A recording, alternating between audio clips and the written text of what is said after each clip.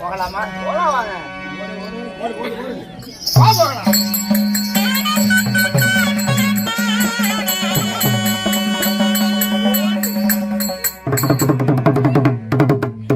இதனால் இந்த டெல்லி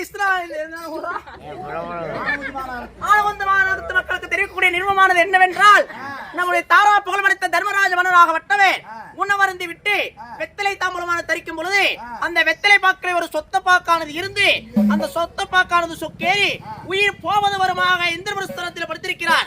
ஆகையால் அர்ஜுன மகாராஜன் எங்கிருந்தாலும் தன் அண்ணனுடைய கடைசியாக வந்து பார்க்கும்படி துளசி தீர்த்தம் பார்க்கும்படி பீமராஜனுடைய உத்தரவுங்க.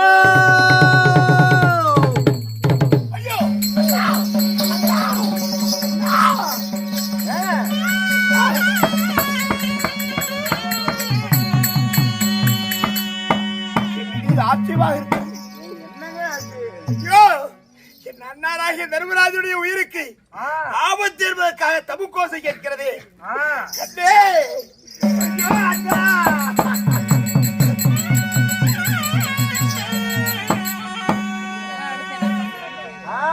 தெரியும். அதனால என்ன பண்ணலாம்? உடனடியாக புறப்பட்டு அன்னாருடைய கவலை என்னென்று பார்க்க வேண்டும். நான் போய் வருகிறேன். எனக்கு தெரியும் மாப்பிள்ள, தெரியும். நீ அன்னைக்கு 15 நாள் கழிச்சு இன்னைக்குதான் வீட்டுக்கு வந்த. சாலை கட்டி வருவானா மாப்பிள்ள? வந்த உடனே போடுவான், நொட்டுவானா மாப்பிள்ள?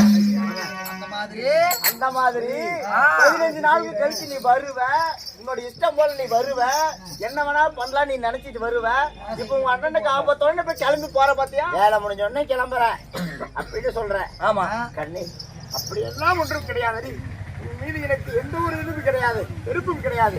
என் அன்னாராகப்பட்ட தர்மராஜனுடைய உயிர் ஆபத்து என்பதற்காக தபுக்கோசை கேட்கிறது. நிச்சயமாக ஏதாவது ஆபத்து இருந்தாலும் இருக்கலாம். நீ நிச்சயமாக எனக்கு உத்தரவு கொடுத்தே ஆக வேண்டும். போன உடனே முடித்துவிட்டு திரும்ப வருகிறேன். அப்படியா? அப்படி என்றால் பத்திரமாக சென்று விட்டு என் வீடு திரும்புங்க. அப்படியா? ஆமா, போய் வருகிறேன். போய் வாங்க. புறப்படுகிறேன்.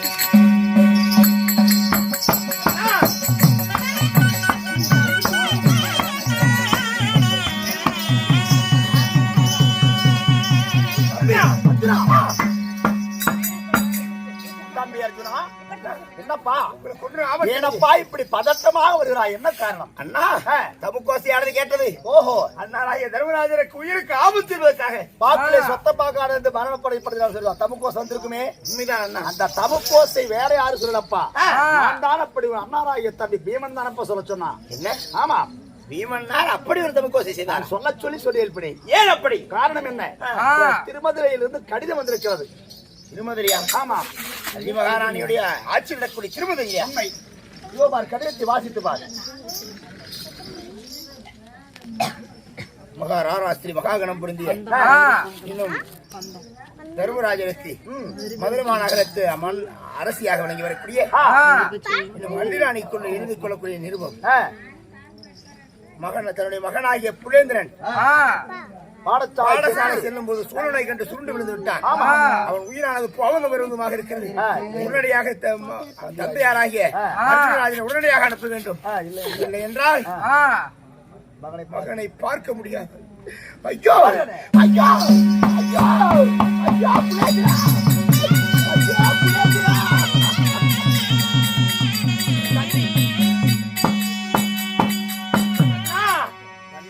மகனாகிய புலேந்திரனை உயிருக்கு ஆபத்தா? ஆமா. என்னன்னா இப்படிப்பட்ட கடிதம் வந்திருக்கிறது. கண்ணே அண்ணா, என்னவோ ஏதோ தெரியவில்லை. மகனாகிய புலேந்திரன் பாடசாலை சென்று வீடு திரும்பும் போது சூழலை கொண்டு சூடு விழுந்து விட்டான். போவது வருவதுமாக இருக்கிறது. அர்ஜுன் வந்து பார்த்தாலாச்சதில்லை என்றால் நான் பொறுப்பல் என்று சொல்லிவிட்டால், அப்படியே வராவிட்டால் ஆணை கட்டி ஏறுவது அவரைச்சால் வைப்பேன் அஸ்தாபரத்தை, குதிரை கட்டி ஏறுவது கொட்டைச்சால் வைப்பேன் அந்த அஸ்தாபரத்திற்காக வேண்டி கடிதம் அனுப்பியிருக்கிறார்.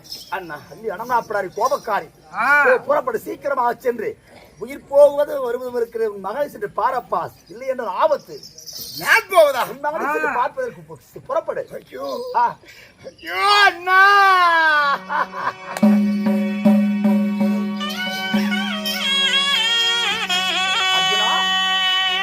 அன்றைய தினத்திலே மதுரா அப்படி நகரை ஆண்டு வரக்கூடிய அல்லிராணியை திருமணம் செய்து ஒரு நாள் தங்கியிருந்து விட்டு மாயனுடைய கிரவியால் திருமணம் செய்து தப்பி வந்து விட்டேன். சரி, அன்று முதல் இன்று வரை பல முறை அவள் அழைத்தாள். கருதரித்திருக்கிறேன், மகனை, அதாவது மகனை பெற்றிருக்கிறேன், பிரசவத்திற்காக வர வேண்டும் என்பதற்காக கடிதாசி அனுப்பினார். அதற்கு போகவில்லை. அது மட்டுமில்லாமல் மகனை பாடசாலை சேர்த்த வேண்டும் என்பதற்காக, தந்தை வேண்டும் என்பதற்காக என்னை அனுப்பினார். அப்பொழுது போய் பார்க்கவில்லை. காரணம் அண்ணா, அந்த அல்லி ராணியுடைய கோபக்காரி, அப்பேற்பட்ட கோபக்காரி நிச்சயம் எப்பொழுது போனாலும் நம்மளை தண்டிப்பாள் என்ற பயத்தினாலே அவளை அப்பொழுது நான் சந்திக்கவே இல்லை. அதனாலே அந்த கோபத்தால் இருக்கும் அல்லிராணை சந்திக்க பயப்படுகிறாள். அண்ணே, அப்படி பயந்து கொண்டு இருந்து விட்டால் ஆபத்தப்பா, அஸ்தாவரத்தை எதிர்க்கலாம், தரைமட்டமாக்கி விடுவாள்.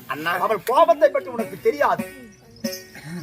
சரி சரி, இதற்கு ஒரே வழிதான். என்ன வழி? பகவானாகிய எம்பெருமான் கல்யாணம் செய்து வைத்து அல்லியை கல்யாணம் செய்து வைத்தது அவர்தானே. அவர் மூலியமாகத்தானே நீயும் அல்லியை மணந்தாய். அதனால அவள் கோபம் தணிவதாக இருந்தால், உன் மகனை பார்க்க போக வேண்டுமாக இருந்தால், மாயவனாய் எம்பெருமானாய் கண்ணனை துணை அழைத்துக் கொண்டு போனால் நிச்சயமாக மாயவனுக்கு கட்டுப்படாத தங்கையே கிடையாதப்பா. மாமன் பிறந்தாவனை உடனடியாக அழைப்போம். ஆமா ஆமா.